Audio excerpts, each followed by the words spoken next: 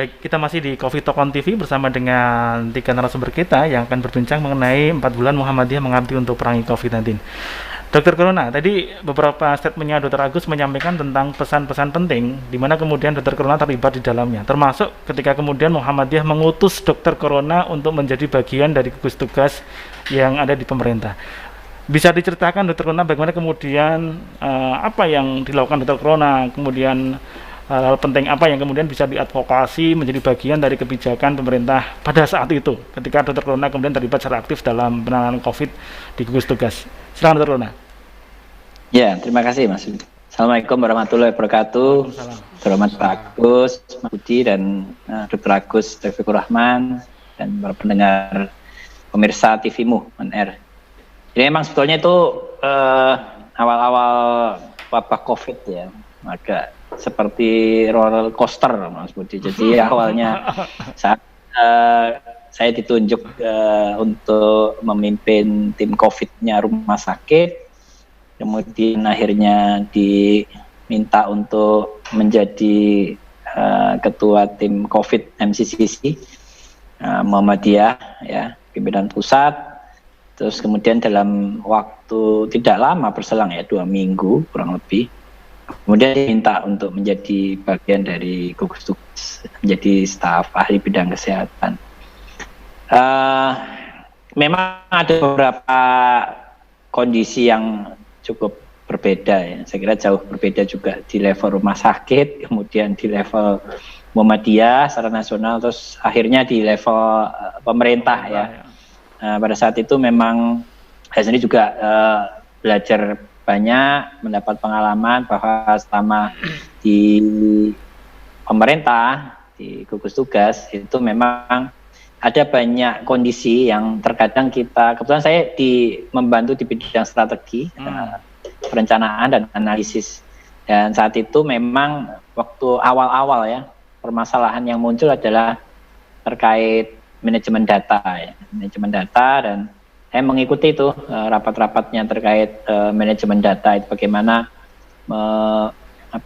mencoba untuk mengintegrasikan data-data yang waktu itu ada yang dari rumah sakit, ada yang dari puskesmas, kemudian ada dari laboratorium yang sendiri-sendiri terpisah, dan kita mencoba untuk mengintegralkan itu. Dan waktu itu ada aplikasi yang dibuat oleh tim pakar yang diketuai Prof. Wiku itu, yaitu Manajemen Bersatu Melawan COVID ya, BLC itu, dan itu saya kebetulan terlibat juga di dalamnya. Tapi memang banyak hal yang saya pelajari, dan saya kira memang tidak mudah ya kalau di pemerintah ya, bahkan mungkin lebih praktis di Muhammadiyah ya, apa yang diinstruksikan atau apa yang menjadi satu pemikiran dari tim gugus tugas itu kemudian bisa langsung dilaksanakan. Nah ini kalau di pemerintah ternyata tidak semudah itu, jadi rantainya banyak gitu dan lingkarannya banyak. Jadi di situ ya juga dilatih kesabaran juga gitu ya, apa yang kadang disepakati di satu rapat, di rapat berikutnya kemudian harus dibahas lagi, dan itu tidak bisa bisa segera terwujud gitu kalau yang di pemerintah. Jadi pengalaman-pengalaman itu cukup menarik sebetulnya gitu. Jadi saya mempelajari dan ternyata memang di konteks pemerintah sendiri ekosektoral ini menjadi, saya kira, satu tantangan yang memang menjadi tantangan kronis bangsa ini. Jadi itu memang harus selesaikan. Baik, ya terima kasih Dr. Kuna. Saya menarik ketika Dr. Kuna menyinggung mengenai ego sektoral ya. Saya mau ke Pak Agus ini. Pak Agus, MCC ini kan ad hoc ya Pak Agus ya. Ada sekian majelis, ada sekian lembaga. Nah, berbicara mengenai ego sektoral, bagaimana kemudian Pak Agus sendiri mengorkestra sekian majelis, sekian lembaga untuk satu terpadu dalam langkah menanggulangi COVID? Bisa disaringkan? Oke, yang pertama terima kasih sama Dokter Corona yang sudah memulai ini kan. Saya kan meneruskan saja sebenarnya ini. Yang kedua, saya sih beruntung karena sebenarnya ini kan teman-teman MDMC sebagian besar ya personilnya, head-headnya ini, sehingga sudah terbiasa dengan keadaan emergensi, itu satu.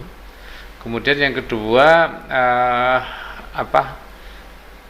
seperti yang pernah saya sampaikan beberapa waktu lalu dengan Jawa Timur, kayaknya jadi otomatis gitu loh, semuanya jalan aja gitu, ya. Memang kami harus berkumpul terlebih dahulu, kemudian menyusun prioritas kegiatan, ya, apa saja. Tetapi menurut saya sih ego sektoralnya itu yang boleh dikatakan nggak ada. Saya sih melihatnya satu aja nih. Muhammadiyah itu kan cukup kompak kalau sudah ngomongin membantu orang ya. Sehingga seperti misalnya yang paling contoh yang ini tuh sembako. Kita kan sekarang udah dapat 480.000 paket sembako. Itu, sampai saat ini ya. Itu kan sesuatu yang kemudian semua orang tuh bergerak gitu loh. Mau dari PTM-nya, mau cabang, mau ranting, mau wilayah, termasuk Aisyah ya, mau Ortom, Aisyah dan sebagainya bergerak gitu loh. Sehingga kalau melihat itu sebagai prioritas dan semua orang bergerak. Nah, persoalannya satu aja sih yang kemarin saya bilang ke teman-teman juga, seberapa lama nih daya tahan kita, endurance kita ketika kita harus memberikan sesuatu secara terus-menerus. Tapi ego sektoral nggak ada lah Mas kalau di ini. Mungkin Mas Corona juga ngerasain lah. Ini kita mencoba untuk main benchmark dengan bagaimana Muhammadiyah mengorkestra penanggulangan COVID ya. Saya kembali ke Dr. Corona.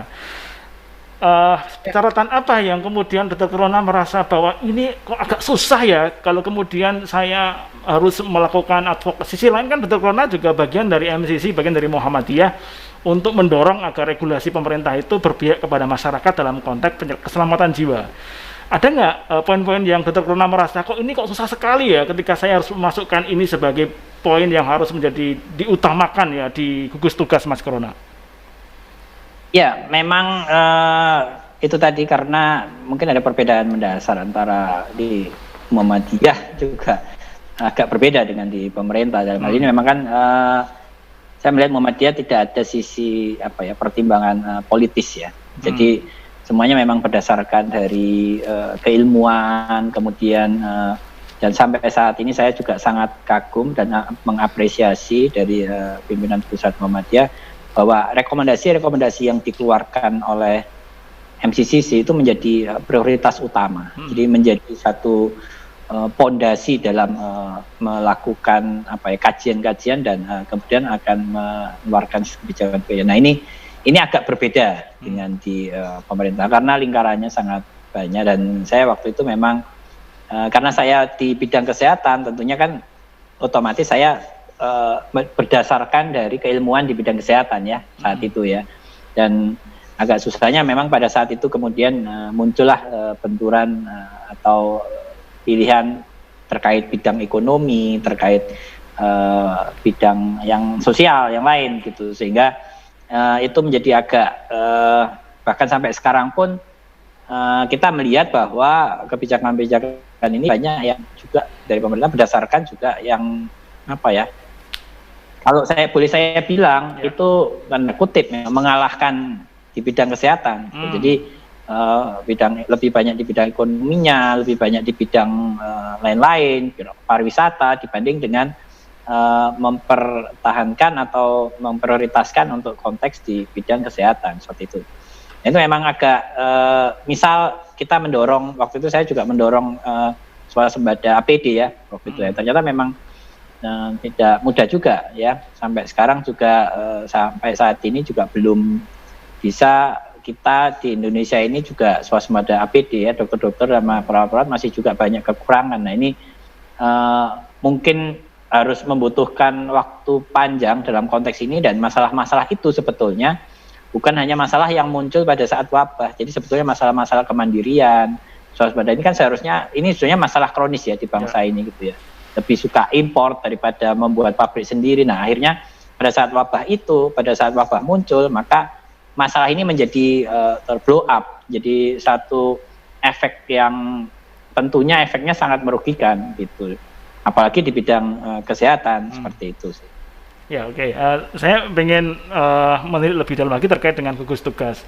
Ketika kemudian pemilihan keselamatan di sektor lain selain keselamatan jiwa sebagai sebuah yang harus didahulukan, Dokter Kona melihat ya, sebenarnya ada di mana sih yang kemudian para teman-teman yang gugus tugas itu mendorong bahwa ayolah ini ekonomi kita sekarang posisinya sudah semakin agak timpang sekali ya. Ini Mas Corona sendiri melihat nggak siapa sih aktor-aktor atau lembaga-lembaga yang mendorong secara kuat yang kemudian ini menjadi PR bersama ya untuk kita edukasi ya agar kemudian keselamatan jiwa ini di atas segalanya. Ya, saya kira kalau aktor saya juga tidak bisa menyebutkan atau menuduh ya, tapi kita melihat secara global di mana pada saat itu misal pada saat lockdown seharusnya juga dilakukan, tetapi kan seringkali ke tanda kutip memang bocor ya, sehingga akhirnya tetap aja orang mudik masih bisa, orang pulang kampung masih bisa gitu, karena kekhawatiran pada saat lockdown di mana harus mensupport mensupport dukungan logistik, kemudian dukungan yang lain-lain itu juga waktu itu juga berat gitu ya, seakan-akan berat dilakukan sehingga pada akhirnya bocor, dan pada saat bocor lockdown tidak dilakukan maka kan akhirnya kota-kota yang lain juga akhirnya menjadi merah kan sekarang gitu. Nah itu kata kuncinya, dan kemudian memang kekhawatiran terhadap adanya pada saat dilakukan PSBB, kemudian adanya banyaknya pengangguran, kemudian di mana bantuan sosial juga ternyata kurang efektif dilakukan, maka kekhawatiran terhadap social unrest ini juga sempat muncul gitu, dan itu sepertinya menjadi pertimbangan utama gitu, sehingga akhirnya muncullah kebijakan-kebijakan yang saya kira mungkin belum ini. Baik, terima kasih Dr. Kona. Pemirsa TVMU, kita akan membahas di segmen ketiga dengan Pak Agus Samsudin, Ketua MSID, mengenai implementasi 4 bulan Muhammadiyah telah mengabdi untuk negeri. Dan nanti kita akan berbincang dengan beliau apa saja yang sudah dilakukan MCC selama ini dan ke depan. Kita akan kembali selepas yang satu ini.